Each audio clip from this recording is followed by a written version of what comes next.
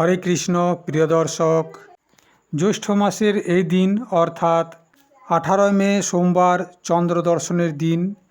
এই দিন চন্দ্র দর্শন করলে অনেক শুভ ফল পাওয়া যায়।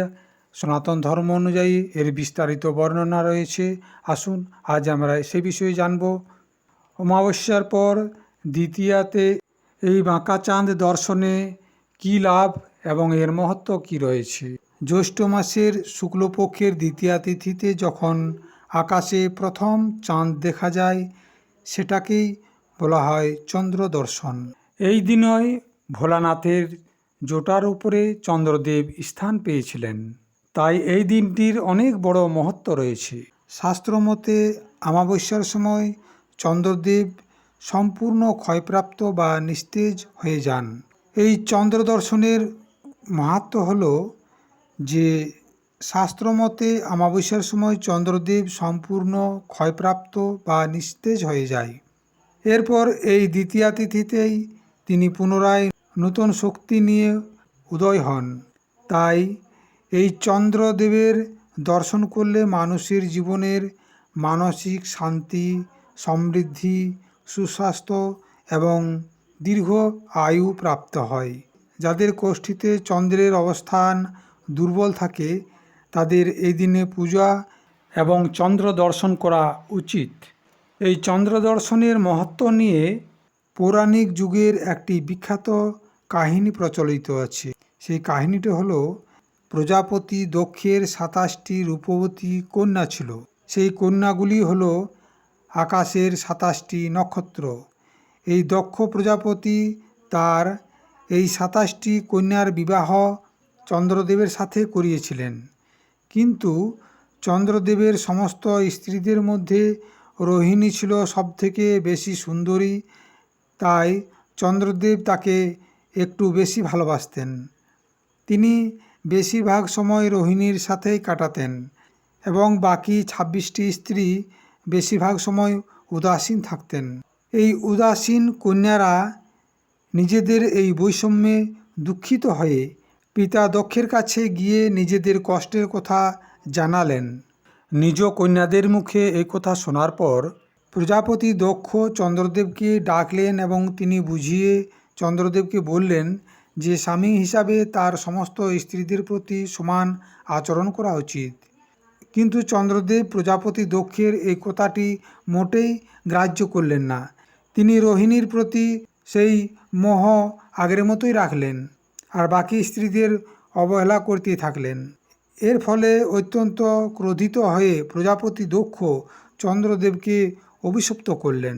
তিনি বললেন, তুমি নিজের রূপের উপরে অহংকারে অন্ধ হয়ে রয়েছ, তাই আজ থেকে তোমার এই রূপ এবং তেজ ধীরে ধীরে ক্ষয় হয়ে যাবে এবং তুমি কুৎসিত হয়ে পড়বে। এই অভিশাপের প্রভাবে চন্দ্রদেবের তেজ ধীরে ধীরে কমতে শুরু করলো এবং তিনি ক্ষয় রোগ বা যক্ষ্মা রোগে আক্রান্ত হলেন।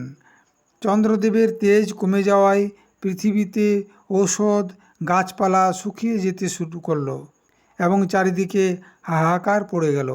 সমস্ত দেবতা এবং ঋষিরা খুব চিন্তিত হয়ে পড়লেন এবং ওনারা চন্দ্রদেবকে নিয়ে সৃষ্টিকর্তা ব্রহ্মার কাছে গেলেন।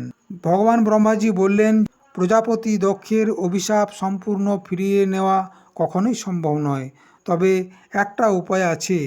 তিনি চন্দ্রদেবকে মহাদেবের আরাধনা করতে বললেন। ব্রহ্মা এবং দেবতাদের পরামর্শে চন্দ্রদেব জ্যৈষ্ঠ মাসের কৃষ্ণপক্ষে কঠিন তপস্যা শুরু করেন এবং শেষে অমাবস্যার দিন তিনি সম্পূর্ণ নিঃশেষ হওয়ার মুখে পৌঁছালে দেবদেবীদের প্রার্থনায় সন্তুষ্ট হয়ে ভগবান শিব আবির্ভূত হলেন। চন্দ্রদেবের প্রাণ রক্ষার জন্য ভোলানাথ তাকে নিজের মাথার উপরে ধারণ করলেন আর তার ফলে শিবের আর এক নাম হলো চন্দ্রশেখর। ভগবান শিবের আশীর্বাদে প্রজাপতি দক্ষের অভিশাপ কিছুটা কমে গেল এবং একটা নিয়ম তৈরি হলো। সেই নিয়মটা হলো যে 15 দিন চন্দ্রের তেজ কমবে সেটা হবে কৃষ্ণপক্ষ এবং 15 দিন চন্দ্রের তেজ ধীরে ধীরে বাড়বে সেটা হবে শুক্লপক্ষ। যেদিন চন্দ্রদেব সম্পূর্ণ নিস্তেজ হওয়ার পর ভগবান শিবের জটার মধ্যে আশ্রয় পেয়ে প্রথমবার নূতন রূপ এবং শক্তি নিয়ে আকাশে উদয় হয়েছিলেন।